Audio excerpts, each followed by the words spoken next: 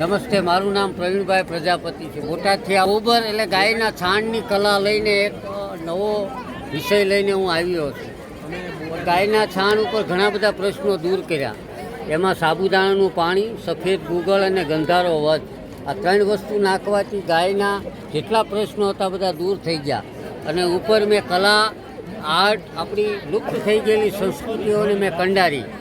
અને મારો અભિગમ એ છે કે આ પ્લાસ્ટિક યુગમાં નવી પેઢી ગાયના છાણને કાંઈ જાણતી નથી, તો અને સિમેન્ટના જંગલમાં લોકો અત્યારે વસાહત કરવા માંડ્યા છે. તો એનો સામનો કરવા માટે મારો પ્રયાસ છે કે લોકો હવે આજકાલ ગાયું તો રાખવાના નથી, તો કમસે કમ ગાયના છાણની કલાના રૂપમાં ઘરે ઘરે ગાયનું છાણ પોગે એ મારો અભિગમ છે. અને ગાયના છાણમાં જબરજસ્ત એનર્જી છે. પણ તમે ગાયનું છાણ કેવી રીતે રાખી શકો? તો પોઝિટિવ એનર્જી માટે કલાના રૂપમાં ગાયનું છાણ તમારા ઘરે રહે અને તમે શ્વાસોશ્વાસની પ્રક્રિયામાં ગાયના છાણના વ્યસનો તમને મળે, આરોગ્યથી સ્વસ્થ રહો. આ મારો અભિગમ છે. મને બહુ રિસ્પોન્સ મળ્યો છે. 7 વીકમાં જ આવું છું અને 7 વીકમાં ખૂબ લોકોએ મને રિસ્પોન્સ આપ્યો. ધન્યવાદ, થેન્ક યુ અમદાવાદ.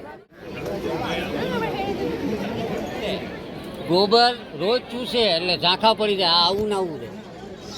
એટલે મેં બધા બહુ અખતરાઓ કર્યા છે. આ પાણીથી વધ થાય એટલે સફેદ ગુગળ નાખ્યો